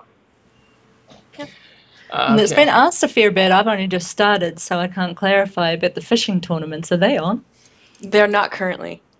They will be coming. Awesome. Love fishing. It's fun. I know. I do too. All right, guys. On this note, I do need to take off. I still have a lot of house to unpack before I go back to work. So thank you guys for having me this afternoon. It's been fun. Thanks for joining us, Amari. It was great to have you there. Good luck with the rest of your move. Thanks for taking the time. Thank you. Bye. Have fun. See you. Bye. We're going to wrap up pretty soon anyways, aren't we, James? Yeah, we do. We might as well. So, because this Skype's going to screw up with me anyways on this thing in a few seconds here.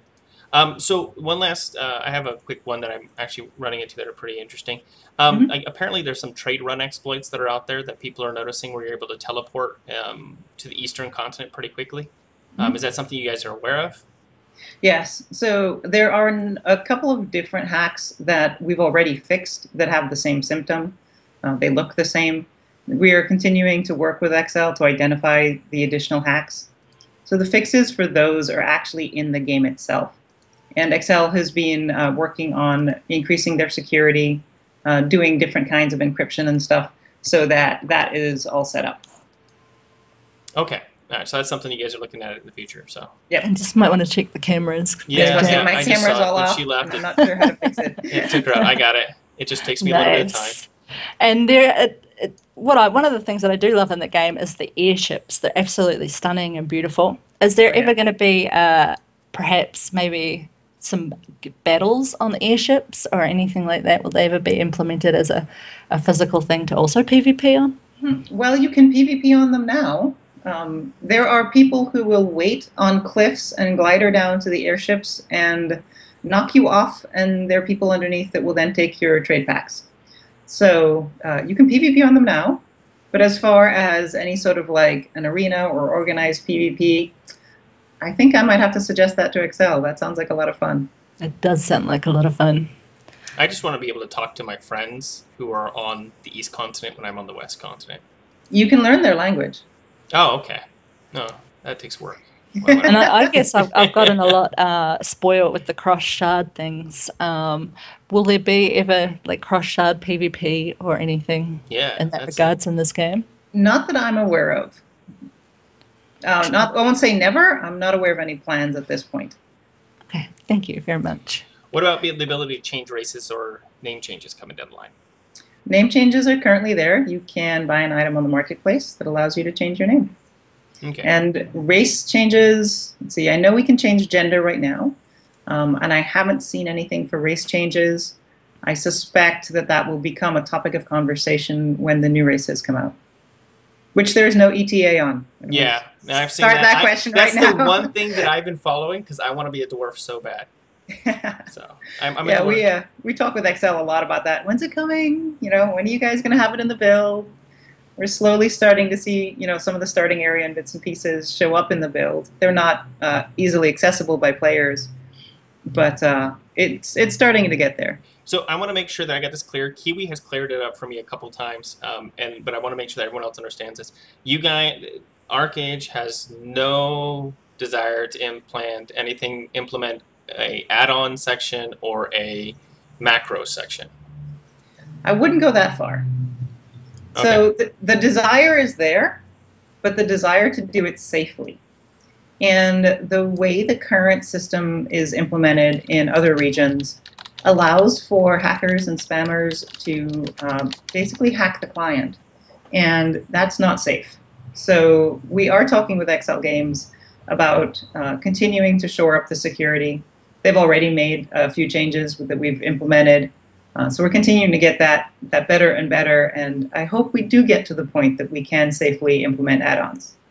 Okay, like kind of like you guys are playing like sort of like the Rift system. Like I'll be out of all the add-on and macro systems that I've seen set up, even though Rift keeps changing theirs every couple of weeks, they do have the best in terms of how easy it is to set up the macro, the preset forms that you can use, all that stuff. You have the sections that you can click on, and the add-ons are right there where you click on add-ons, you select which ones you want to use and which ones you don't.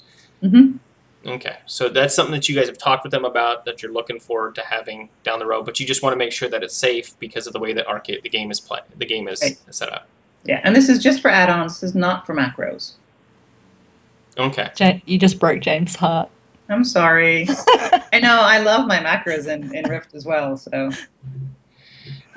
No macros. I have too many buttons. I'm so lazy. I don't want so many buttons. I play a shaman, right now, and just sorcery has like 50 skills that you have to use with the, along with witchcraft and the healing, and it's just like, I don't want to have to shift button anymore. So, all right. So there's a question being retweeted, which I've asked people not to do, and if Trion is allowing people to use mods to access parts of ArcheAge that has not been released yet, accessing Arena and AA House from anywhere, are you guys aware of that? I didn't understand what you were asking. It's people are using mods to access parts of ArcheAge that have not been released yet. They're accessing Arena and Auction House from anywhere. They're using mods right now to be able to do that. Are you guys aware of it, or? Yeah, that just recently came to our attention that was happening. We're just starting to take a look at it. I don't. Someone said, will the first 3 tiers be released with Aurora? Tiers of? That's Obsidian. Of what? I think he said obsidian something. Obsidian weapons. Oh, okay. So there's different weapons there's some weapons that are level 50 and some that are 55. So they'll be paced with the appropriate release. Okay. For those asking, yes, they are aware of the add-on mod that has enabled the use of Arena and AA from anywhere. They're working on it, is what she said. So, yeah. Let's see. I don't see anything else that it's really... I will point out, please don't use the mod that hacks the system, because we don't like hackers, and we will discipline you if we find you using it. That's a good call. Do you know if they're about healer gear? Which is a good question, because I was wondering about that too. Like, does XL Games have a plan in the future to implement healer gear, like actual cloth that has healing stats as opposed to just the mace? So they are aware that there is a lack of healing gear, and it's something they're taking a look at. They haven't expressed any particular plans with us yet. To be honest, I think they were a little tied up with the launch, just like we were, and they probably haven't looked at it really hard yet. Okay. All right. So, the Obsidian Short Spear for healers. Thank you. I did not know that. So, currently, right now, yes, add-ons are hacks. That is one of the things that she's trying to make clear. As of right now, you don't have permission to use third-party interfaces with ArcheAge, correct? Correct. So, okay. Now, what about? Do they have something coming down the line where you can actually change the body type? Not that I'm aware of. Okay. It would be fun. Right now, I'm enjoying the fact that I'm taller than my husband. Usually, my characters are the short ones, so. You're like, yes. It is. I have issues more with like colors not being the same. Like I'll go with dark brown hair, and when I get in game, it's dark red. I mean, have you guys noticed that? I mean, it's like a it's a rare. It's not common, so you're a little uncommon on that. Okay. But you can go ahead. There is a barber in game that you can change your appearance again. There's also some additional hairstyles that are available through that barber that are not available on character creation. One thing I'm curious about, and this is just because I've just started, and you might not be able to answer, but why is the Hasler grinding area so small? I don't know. They designed it that way. That's the only thing that, like, I got there and I was like, wow, I'm going to be spending the next few weeks here. But it is a lot of fun though. I am enjoying it a lot out there. Oh, good. All right. So, real quick question before we wrap up, because I think we're going to be finishing up with time. One in chat just popped up. Is it an intended game mechanic for same faction people to knock you off a ship and to take your pack in a safe zone without any consequence? I wasn't even aware that was possible. I think that must be a bug. So even if they and they don't get a PvP same faction being able to knock you off a ship, yes, completely game design. Collision is a thing. People use it. The piece that I'm not sure of is them taking your pack. Well, they have to kill you, or you have to die in order for your pack to drop. Collision doesn't drop your pack? No. Okay. But if you die in the collision and your pack drops, they can just pick it up and they aren't marked for PvP. Yeah, so like if they knock you into the water and there's sharks in the water and sharks kill you, they can pick up your pack. Oh, man, that's brilliant. A new level of piracy. Just tag them, report them. Yeah. So. Remember what I said earlier about don't trust anyone? Really, don't trust anyone you don't know. Oh, okay. Your own faction can still hurt you. And I think that's one of the awesome things about ArcheAge. You're learning, as well as stuff that happens in your own faction. That's a new element than most other games. So I think it's pretty cool. Dragonfire, you're going to have to be more specific by what do you mean by moderators. We don't really understand that one. So he's asking if there's going to be moderators down the line of the game. I guess he means game guys who wander around the game and kind of police things. But we've already answered that. The idea is no, outside of... So, ideally, we want to automate as much of that as possible so that we can have human beings answering your questions as opposed to walking around in game.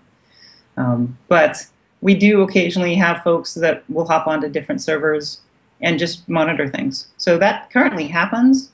It's just not a pervasive thing. Is there any plans in the future to get Hasla weapons, to get it reduce the amount of work it takes to get one? I know we are releasing additional tiers of Hasla weapons in the future. I am not aware of any changes to reduce the amount of work. I wouldn't think so. It's a Korean grind game. So I would say the answer most likely would be no. A lot of it isn't very grindy, but there's occasionally some. Will the housing on Frederick Island be removed like it is in the Korean version of 1.7? Currently, we're thinking of just leaving it the way it is. We'll see if it becomes an issue, and then we may sort of limit the amount of houses that can be there a little bit more. But be brave. Have your house there. Everybody will know where you are. Maximilius, they're well aware of the add-ons that are out there. They're working as they can to remove the ability for them to access it. We've answered that, but thank you. So I think that anything else you want to add in, Kiwi or Victoria? Something coming down the line? Or no, I'm just super, super, super wrapped that Victoria's taken this time, and Amory as well, who's gone. That's a ton of questions on a Sunday afternoon. Yeah, I mean, it's... Whew, I'm really excited about a lot of the things. I know that everybody else has questions down the line, but we have kept her for almost an hour past the time that they agreed that they would be willing to spend with us. And so if you have any other questions, I would just send them to them. I want to ask all the questions. I know she wants to answer them, but I don't want to keep her anymore. And I'm getting text messages from my girlfriend saying, when are you going to be here for dinner? So I did want to ask about Extra Life. Sure. Will we be seeing anything in ArcheAge for Extra Life? Honestly, I'm not sure. We love doing Extra Life at Trion, and it's something we try to do on a regular basis.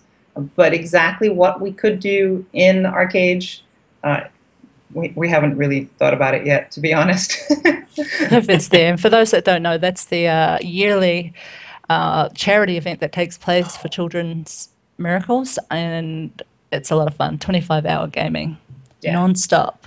I could just plant things for 25 hours. You could, and we'll have folks in the game for 25 hours. That part is easy to do. Yeah, that's easy. That's the easy part. Yeah. And knowing that the servers are in Texas, and Texas will have PAX next year, will we see Trion at PAX in Texas? Maybe. It's currently under discussion. Nice. We really love PAX. PAX is a lot of fun. So. Yeah. I can't imagine how busy you guys must be right now. So we appreciate the time that you came in on a weekend to spend with us, and we do appreciate it, especially since you guys answered a lot of really, really difficult questions. In fact, that was one of the big things that when we posted that you guys were going to be on here, they're like, oh, it's going to be a fluff piece. And they went on and on some of the great Reddit comments. So we're glad that you guys... Yeah, I think what really helps a lot of people is understanding your relationship with XL Games better and how it works. Yeah, it's a very interesting relationship. It's not one that you see a lot of with big developers here in the West, because most of them develop their own games. So it's really, really been interesting. We've learned so much about how XL Games develops their games and what they intended to do for different parts of ArcheAge. That's really helped us move forward. And the designers and the engineers and the producers over there are great folks and are always willing to sit down and explain things to us so we understand why they're making decisions, and so that we can also frame our questions in a way that makes sense for them and the way that the game is built. Yeah, and if you guys know, for those of you, right now everyone's talking about the boss talking to a judge. If you know of something that they'd like to happen, send it to, that's what she is, send it to them. Let them know, send them the video showing it, do all the stuff that you can to make sure it's done. They can't see it if they don't see it out there, so they need to be aware of it. But it will take time because of you have to get a packet change, and that requires them to contact XL Games, which then comes in on a hotfix. But that it's not like here where you guys say, oh, we'll hotfix it within a couple of hours. So it's a little bit of a different relationship, but we are excited about it. It's fun to learn, very interesting for all you out there. Great. For everyone out there, go check out ArcheAge. It is, you can get the Glyph download. Oh, someone asked about Steam. Is it going to be on Steam anytime soon? So we are working with Steam. We ran into some technical issues with the implementation. So we're working with Steam to resolve those issues and move forward. I don't have an ETA right now, but it is something that we have an engineer on, not as we speak because it's a Sunday, but he'll be working on it again tomorrow.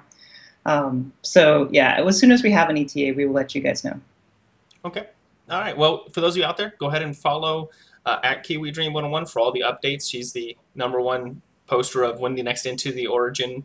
She keeps track of a lot of the news and updates. She writes for Junkies Nation, so check them out as well. Follow MMORPG.com, this channel, as well as check out their website, their Facebook, all the other stuff like that. My name is James Opferman. I'm from sittingonacouch.com. We do all the podcasts that are on this thing, as well as our own little niche podcasts that we do, which hopefully we'll be able to do sometime down the road for ArcheAge. We do these class-specific, like niche podcasts for certain games. I have no idea if that would ever work for ArcheAge. We cannot do 120 shows. I'm leveling all the specs, so I don't know it's about just, that one. Yeah, I mean, it's really crazy out there. I can't wait for the min-maxers and the elitist jerks type guys to come in and just like start fine-tuning all the stats and numbers and stuff and see what it can come out. It'll be fun. But for those of you reporting bots, it takes time for them to get back. we answered all the questions that we had here today. We talked about things like server issues, what they're fixing, what they're looking at, and down the line. We thank you, Victoria, for joining us. No Tell problem. Amanda Thank we you, said guys. thanks. Thank you. It's such a pleasure. Nice catching up with Amory. Be sure to tune in to us every second week as well, guys. We also have Veloc from ArcheAge and Mark from ArcheAge Source. We catch up on ArcheAge every couple of weeks, see how it's all going. If you need anything answered or want us to talk about anything specific, let James know, and he lets us know what we're up to. So it'd be great to catch up with you, and thank you to everybody that tuned in live. You're awesome. Yep. Into the Origins on the second and fourth Sunday of every month at 2:30 Pacific Standard Time. You'll have to do the translation yourself. Thank you all for joining us. Have a great